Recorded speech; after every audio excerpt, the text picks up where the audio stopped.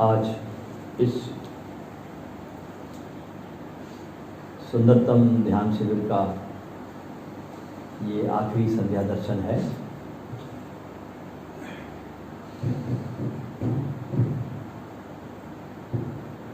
बहुत ऊर्जावान शिविर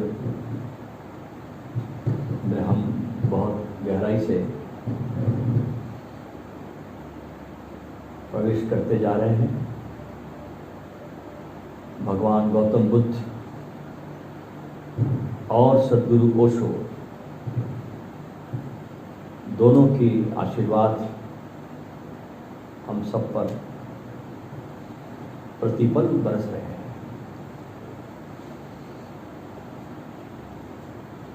एक बहुत सुंदर आज गाथा है जो बहुत प्रसिद्ध है बुद्ध के जीवन में, और वो गाथा है अंगुलीमाल की। बसंत ऋतु के अंत में भगवान गौतम बुद्ध जब जैतवन लौटे तो उनका सामना एक खूंखार हत्यारे अंगुलीमाल से हुआ, और जिसका उन्होंने हृदय परिवर्तन कर दिया। एक दिन क्या हुआ कि जब बुद्ध श्रावस्ती में प्रविष्ट हुए तो क्या देखते हैं कि सारा नगर जो है वो पूरा भूत बस्ती बना हुआ है। कोई दुकान खुली नहीं, सड़क पर कोई आदमी नहीं, सब मकानों के दरवाजे बंद हैं। सब लोग घर में बंद करके टाइट करके दरवाजा घरों के अंदर बैठे थे। सड़कें सुनसान पड़ी हुई थी। बुद्ध उस घर के आगे खड़े हो गए जहां उनको रोज भिक्षा मिलती थी।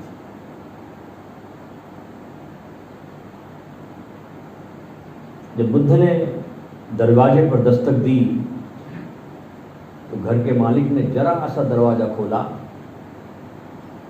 और देखा कि बुद्ध खड़े हैं, और बुद्ध को भीतर आने का आग्रह किया।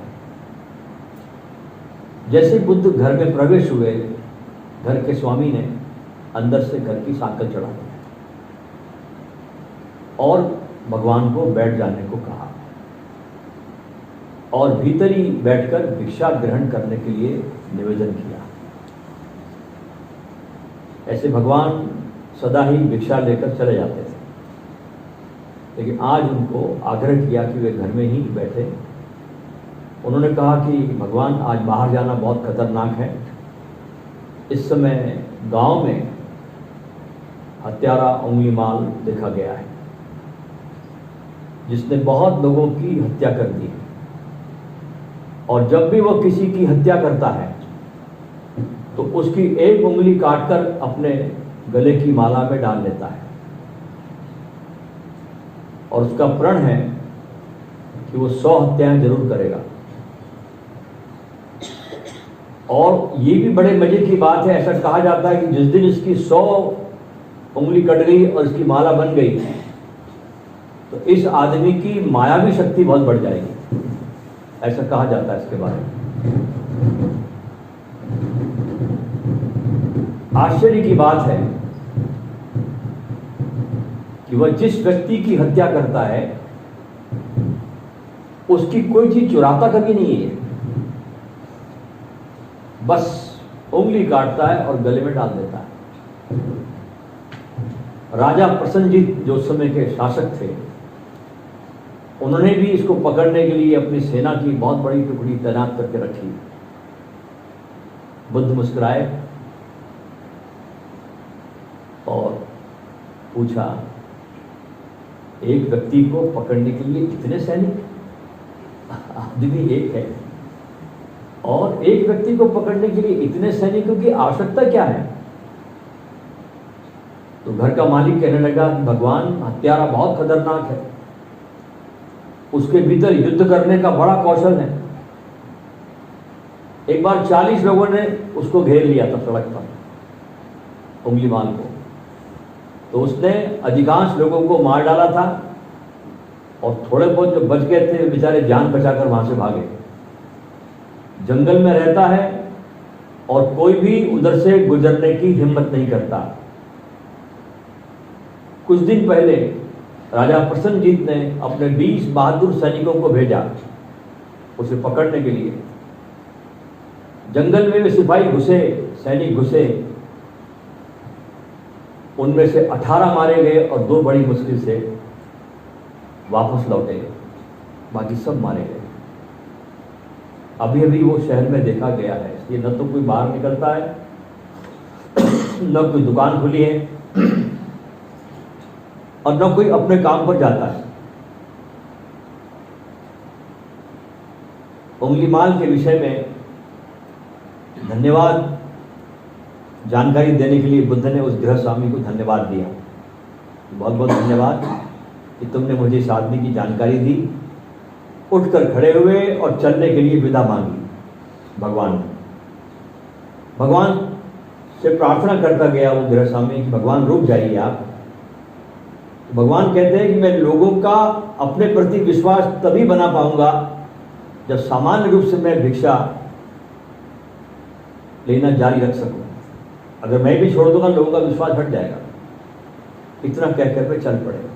सुनसान रास्ता है, कोई रास्ते पर नहीं है। अब बुद्ध उस रास्ते पर सचेतन अवस्था में जैसे बुद्ध चलते थे। बुद्ध की चाल भी बड़ी गजब की थी। यही चाल ओशो की मैंने देखी। ओशो का चलना है,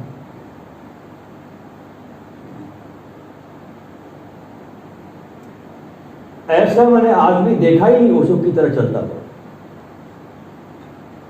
ऐसे पैर रखते थे धरती पर ओशो।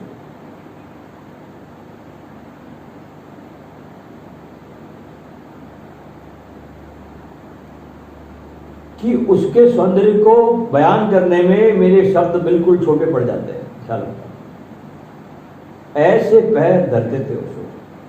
तो उनके पैर धरने से मुझे बुद्ध का भी स्मरण आया कि शायद बुद्ध भी ऐसे चलते होंगे, सचेतन अवस्था में। अपने मार्ग पर बुद्ध अपने कदमों को बढ़ा रहे थे। लेकिन दूर से आते हुए किसी आदमी की पश्चात भगवान गौतम बुद्ध ने सुनी।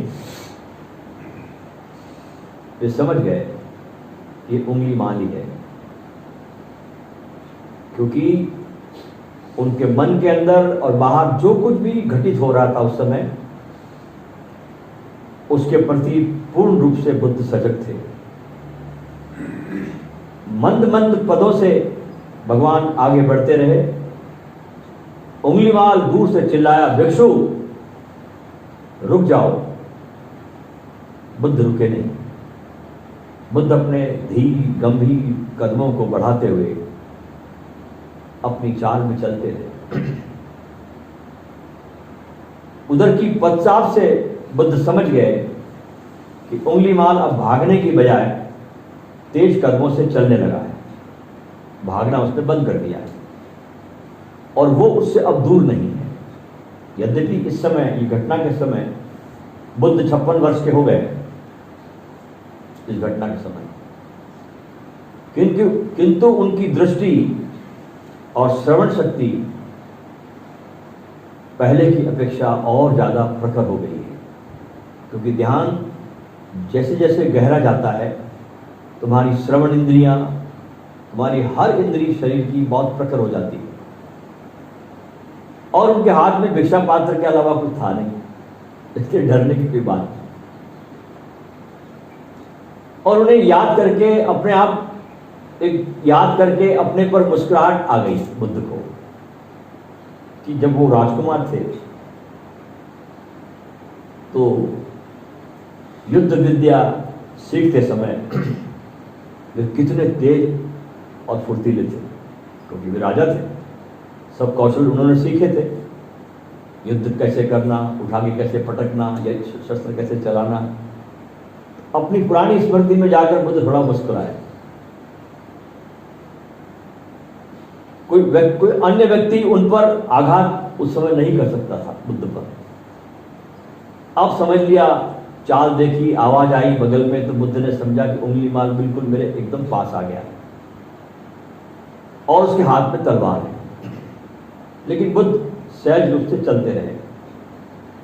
तेज चलकर उंगलीमाल बुद्ध के समीप आ गया और सामने खड़ा हो गया और कहा, भिक्षु, मैंने तुमको रुकने के लिए कहा था, तुम रुके क्यों नहीं? बुद्ध ने चलते चलते ही कहा, वो चलने लगे।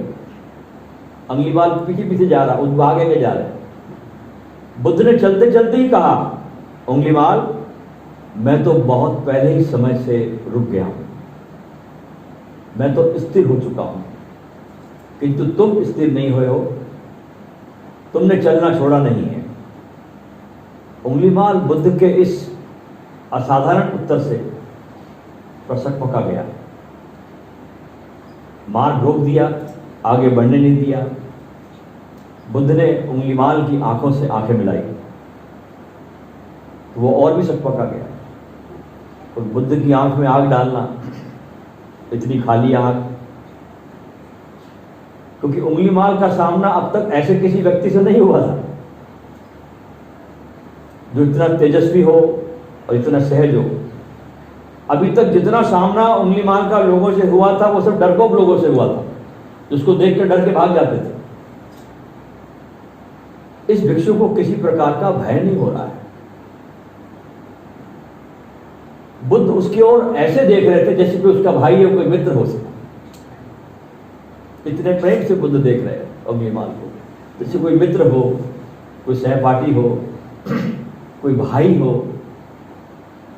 और बुद्ध ने उसका नाम लिया है, तो सोचा उंगलीमाल ने कि वो जानता है कि उंगलीमाल कौन है, तो नाम लिया मेरा। निश्चय ये आदमी मेरी खूंखार प्रकृति को जानता भी है। एक हत्यारे को, खूंखार हत्यारे को सामने देखकर इतना शांत और सहज कैसे हो सकता है कोई?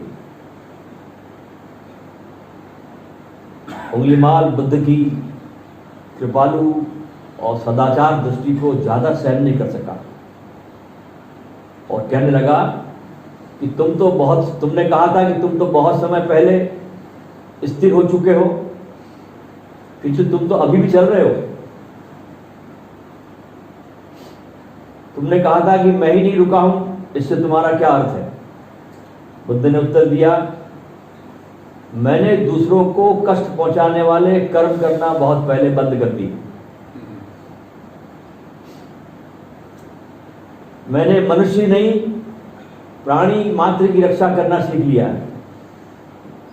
उंगलीमाल, इस धरती पर सभी प्राणी जीवित रहना चाहते हैं, सभी को मृत्यु का भय लगता है। हमें करुणापूर्ण हृदय और प्राणी मात्र की रक्षा करने की भावना हृदय में जगानी चाहिए। तो उंगलीमाल कहता है कि आदमी आदमी से प्रेम कहां करता है, तो मैं और लोगों से प्रेम क्यों करूं? लोग बड़े निर्दयी और धोखेबाज होते हैं। मैं तब तक चैन से नहीं बैठूंगा जब तक मैं सबको मार न डालूं। बुद्ध ने कहा, उंगलीमाल, तुमको लोगों के हाथों से तुमको बहुत कष्ट मिला है, और कभी कभी इस कष्टों के कारण आदमी बहुत क्रूर हो जाता है, और ये क्रूरता के कारण आदमी अज्ञानी हो जाता है, घृणा से भर जाता है। लेकिन कुछ लोग उंगलीमाल करुणावान और समझदार भी होते हैं और करुणा से पूर्ण भी होते हैं। तुम कभी किसी हमारे भिक्षु से मिले हो? पूछते हैं बुद्ध उंगलीमाल से, जिन्होंने अन्य सभी प्राणियों की रक्षा करने की प्रतिज्ञा ली होती है, इच्छाओं और घृणाओं पर विजय जिन्होंने प्राप्त कर लिया हो, उसका वचन दिया होता है। क्या तुम ऐसे आदमी से मिले हो? उंगलीमाल, अगर संसार में क्रूर निर्दयी आदमी होते हैं तो अन्य प्रकार के अच्छे लोग भी होते हैं। पूरी दुनिया क्रूर लोगों से नहीं भरी है, अच्छे लोग भी हैं। मेरा धर्म उंगलीमाल क्रूरता को करुणा में बदल देता है। घृणा के क्रूरता के मार्ग पर तुम चल रहे हो, तुमको रुकना चाहिए। इसके स्थान पर तुम्हें क्षमा, ज्ञान और प्रेम का मार्ग चुनना चाहिए। उंगलीमाल बुद्ध के शब्दों से बहुत प्रभावित हुआ। एक तो इस आदमी को भय नहीं, सबसे बड़ी बात तो ये प्रभावित करी उसको कि डरता नहीं, इसके पास कुछ है नहीं, डरा नहीं है। किंतु उसके दिमाग में उलझन पैदा हो गई। उसे अकस्मात लगा जैसे कि उसको चीर दिया है, घाव पर नमक लगा दिया उसने। और बुद्ध के मन में तो न तो घृणा थी न तिरस्कार का भाव था। बुद्ध उसको ऐसे देख रहे थे जैसे कोई आदर का पात्र हो गए। अभी तक उंगलीमाल ने बुद्ध को नहीं पहचाना कि गौतम बुद्ध है। हाँ, ध्यान रखना। हाँ, जब ये सब बातें होने लगी तो उंगलीमाल पूछता है भगवान से कि आप गौतम बुद्ध है? बुद्ध ने स्वीकृति में सिर हिलाया कि हाँ, मैं ही गौतम बुद्ध हूं। उंगलीमाल ने कहा, कितनी दुर्भाग्य की बात है कि मेरी आपसे भेंट इसके पहले नहीं हुई। मैं विनाश के मार्ग पर बहुत आगे बढ़ गया हूं। अब मेरे लिए उस स्थान से लौट पाना करीब करीब संभव नहीं। बुद्ध ने कहा, नहीं उंगलीमाल, अच्छा काम करने के लिए कोई भी समय विलंबपूर्ण नहीं होता। क्या मैं अच्छा काम करने के लिए योग्य रह गया हूं अब मैं? पूछता उंगलीमाल बुद्ध से।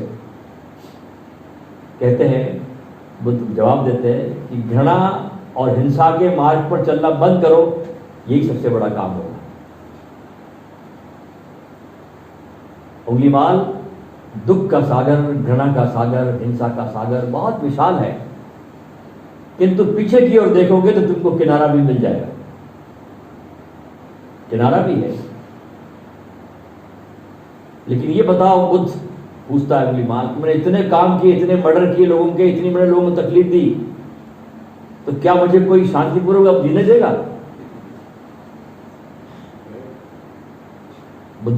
बुद्ध ने इतने में उंगलीमाल का हाथ पकड़ लिया और कहा, उंगलीमाल, यदि तुम अपनी घृणा को त्याग दो, धर्म के मार्ग का अध्ययन करो, अभ्यास करो, तो मैं तुम्हारी रक्षा करूंगा। नए सिरे से जीवन यापन और दूसरों की सेवा करने की प्रतिज्ञा करो। और ये मैंने बहुत सहजता से जान लिया मैंने उंगलीमाल कि तुम हो तो बहुत समझदार आदमी। ये तो मैंने तुम्हारी सहजता देके जान लिया कि तुम हो बड़े इंटेलिजेंट। इसमें मुझे कोई भी शक नहीं है। मुझे कोई शक नहीं है कि तुम निर्वाण के मार्ग पर सफल नहीं होंगे, तुम सफल होंगे ही। उंगलीमाल ने तलवार जो थी उसके पास में खोलकर बुद्ध के चरणों में रख दी और भगवान के चरणों में नतमस्तक हो गया और अपने दोनों हाथों से मुंह ढककर सिसक कर रोना शुरू कर दिया। बहुत देर, देखिए, गुरु से जो मुलाकात होती है ना शिष्य की, वो आंसुओं से होती है। ध्यान रखना, किसी भी गुरु के पास आप जाओ और आपके आंसू नहीं बहे तो समझना आपकी उससे मुलाकात हुई नहीं। अभी उंगलीमाल की मुलाकात भगवान से हो रही है, सदगुरु से हो रही है, तो मुंह ढांक लिया, सिसक सिसक कर रोने लगा। बहुत देर जब रो दिया खूब, तो अपना सिर उठाया और बुद्ध से कहा कि मैं कुमार्ग छोड़ने की प्रतिज्ञा करता हूं। मैं आपका अनुसरण करूंगा, मैं करुणा का पाठ आपसे सीख लूंगा। मैं प्रार्थना करता हूं कि आप अपना मुझे शिष्य बना ले। और उसी समय क्या हुआ कि भगवान जब बहुत देर लौटे नहीं तो इनके शिष्य सारीपुत्र, आनंद, एक और शिष्य था उपाली, और 2-4 शिष्य उनको ढूंढते ढूंढते घटनास्थल पर आ गए। और एकदम उंगलीमाल को जब देखा तो सारे भिक्षु घेरा बना के खड़े हो गए बुद्ध के आसपास। लेकिन देखा कि बुद्ध सुरक्षित है।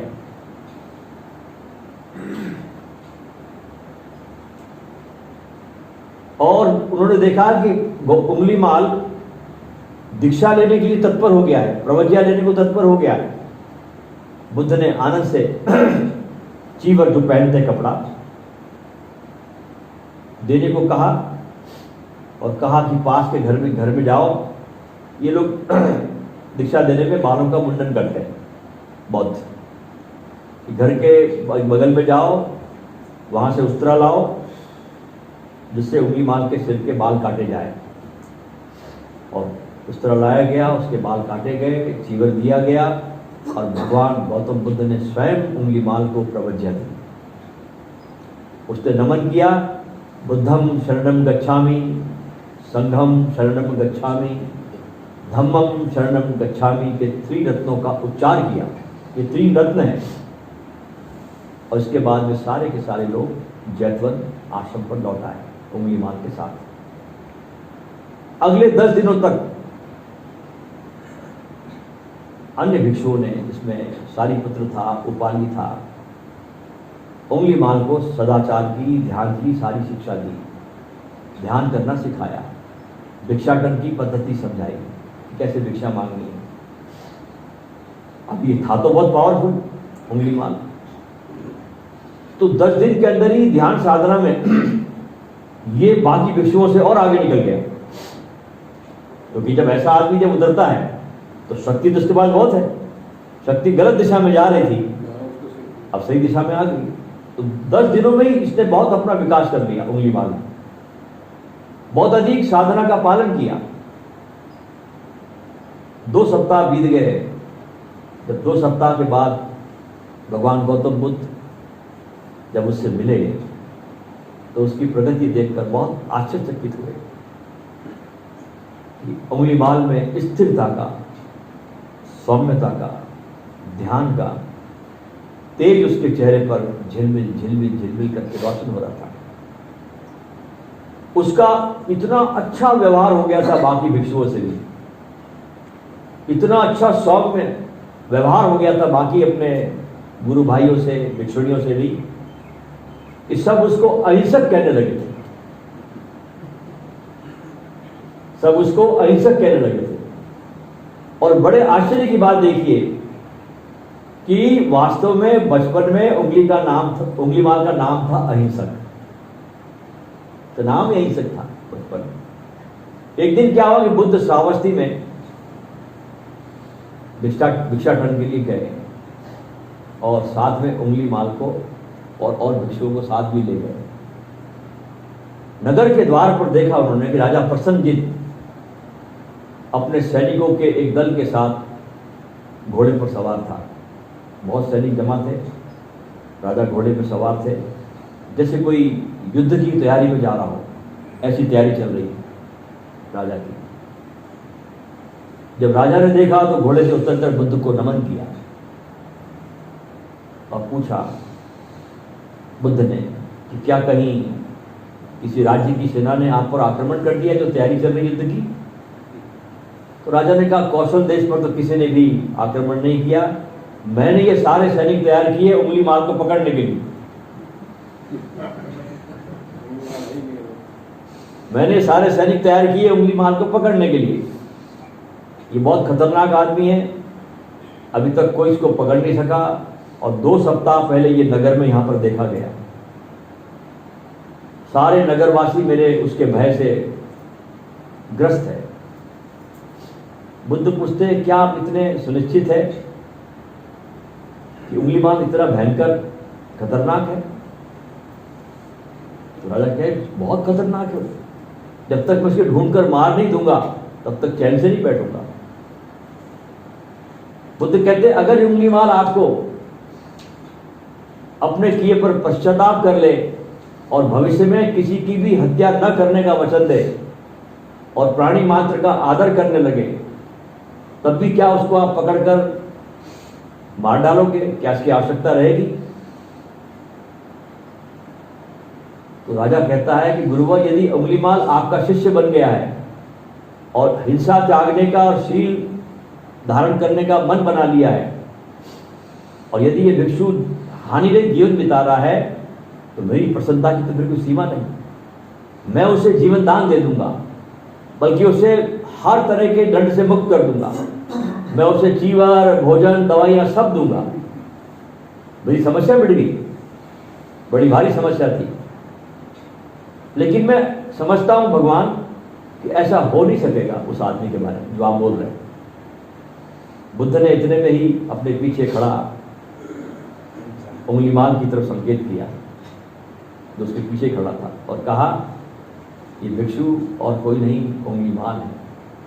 जैसे ही बुद्ध ने कहा उंगलीमान है, कहते हैं राजा प्रसन्नजीत भी कांप गया था देख के उसको। और इसने 2 सप्ताह में इतनी साधना की है कि दूसरा प्राणी बन गया। राजा भी कांप गया उसको देख करके। तो बुद्ध ने कहा अब इससे भयभीत होने की आवश्यकता आपको नहीं है, अब हम इसको अहिंसक कहते हैं। राजा ने बहुत देर तक उंगलीमान को देखा और कहा कि मैं आपको सब कुछ दूंगा, चीवर, भोजन, दवाइयाँ। तो उंगलीमान कहता मुझे जरूरत नहीं, भगवान ने मुझे 3 चीवर दिए, पहनने के लिए काफ़ी है, भिक्षाटन से मुझे भोजन मिल जाता है, दवाइयों की मुझे आवश्यकता नहीं है। आपने मुझे ये देने का प्रस्ताव रखा, उसके लिए मैं आपको दिल से धन्यवाद देता हूँ। राजा ने भगवान को प्रणाम किया और बोला, हे बोधिसत्व, आपकी तेजस्विता, आपकी करुणा, आपका प्रेम वास्तव में अद्भुत है। आपने उन स्थितियों में शांति भाव स्थापित किया जो कोई अन्य नहीं कर पाया। कृपया मेरी हार्दिक कृतज्ञता स्वीकार करें, राजा बोलता है।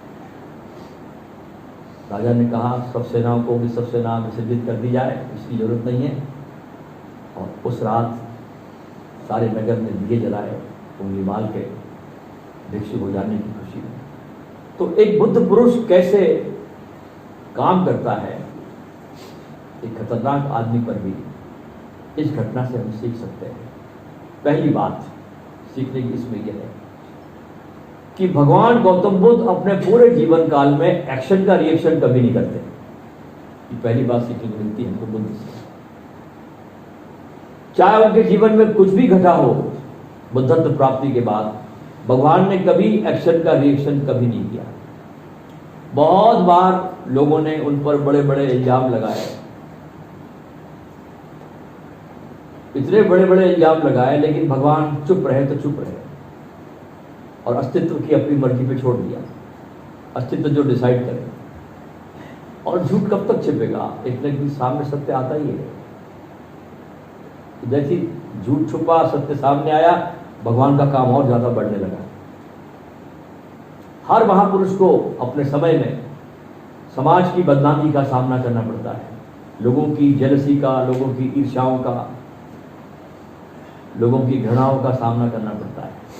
लेकिन बुद्ध किसी प्रकार का रिएक्शन नहीं करते। ये बुद्ध से बहुत सीखने जैसी चीज है। मैंने बुद्ध को बहुत पढ़ा है, उनकी सारी घटनाओं को मैंने जाना है।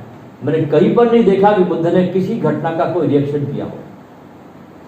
तो हमें बुद्ध से ये शिक्षा लेनी चाहिए कि हमारे जीवन में कुछ भी घटना घटे, क्योंकि संसार में हम उलझने को नहीं आए, हम संसार में सुलझने को आए। और जब आप एक्शन का रिएक्शन कर देते तो आप उलझ जाते हैं और लोग आपको उलझाने को तैयार बैठे हुए।